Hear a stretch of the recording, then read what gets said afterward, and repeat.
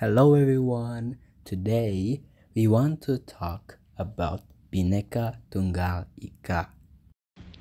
The official national motto of Indonesia is Bhinneka Tunggal Ika, which is imprinted on the scroll being held in the Garuda Pancasila's clause.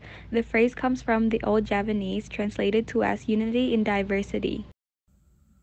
The Garuda bird is a mystical bird originating from Hindu mythology from India and growing in Indonesian territory since the 6th century.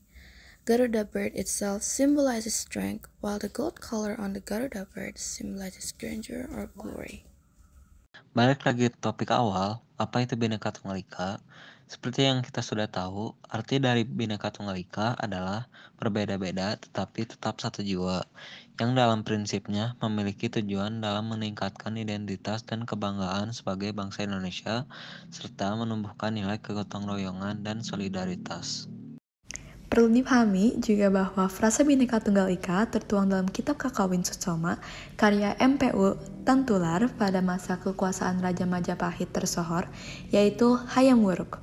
Not only that, Bhinneka Tunggal Ika juga tertuang dalam tulisan Henry Kerm yang memiliki judul Verspreide Gastschriften. Terus apa sih arti dari Bhinneka Tunggal Ika? Bhinneka Tunggal Ika dapat melambangkan kekayaan budaya, keyakinan suku, ras, bahasa, hingga adat istiadat. Bhinneka Tunggal Ika adalah pilar penting yang membuat bangsa Indonesia semakin berdiri kokoh. Bahkan semboyan ini juga tertuang dalam UUD NRI tahun 1945, Pancasila, dan NKRI yang menjadi unsur negara Indonesia.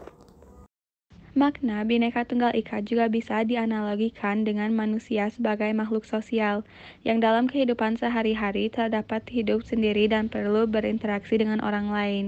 Semboyan ini berarti bersatu dalam keragaman yang mewakili prinsip persatuan dan kesatuan di Indonesia. Bhinneka Tunggal Ika also has its own history and now we're going to talk about it. Seperti yang disebutkan sebelumnya, Bhinneka Tunggal Ika diangkat dari buku karya Sutasoma Empu Tantular di Kerajaan Majapahit abad ke-14. Semangat kebinekaan saat itu mulai menginspirasi Gubernur Majapahit, Gajah Mada, ketika dirinya ingin mengucapkan Sumpah Palapa. Setelah beberapa abad kemudian, ungkapan Bhinneka Tunggal Ika dimasukkan dalam tulisan Henry Kern, seorang ahli bahasa orientalis dari Belanda yang berjudul Verspreide Gastschriften. Adapun tulisan itu dibacakan oleh Muhammad Yamin dan dibawa ke sidang pertama BPUPKI pada 29 Mei hingga 1 Juni 1945. Selain itu, semboyan Bhinneka Tunggal Ika mulai diusulkan oleh Soekarno dalam merancang lambang negara Indonesia, yaitu Garuda Pancasila, yang ditinjau secara garis besar. Semboyan nasional ini berperan penting untuk menegakkan persatuan dan kesatuan bangsa Indonesia. That was the history of Bhinneka Tunggal Ika. But Bhinneka Tunggal Ika also has its purpose. What is it?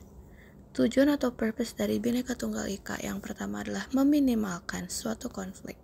Salah satu cara Bhinneka Tunggal Ika dapat meminimalisir konflik adalah melakukan konsultasi atau saran, serta langkah yang bisa diambil oleh negara Indonesia dalam mencegah perseteruan. Yang lainnya adalah membantu menjaga persatuan bangsa dan negara Indonesia, mendorong perjuangan pada pendahulu, meningkatkan identitas dan kebanggaan sebagai bangsa Indonesia, dan berfungsi sebagai benteng persatuan bangsa dan negara Indonesia di era globalisasi. Ada juga beberapa contoh penerapan Bhinneka Tunggal Ika. 1.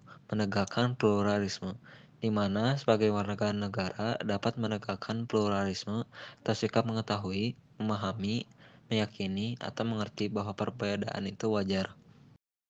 Kedua, menunjukkan toleransi secara beragama dan berbudaya.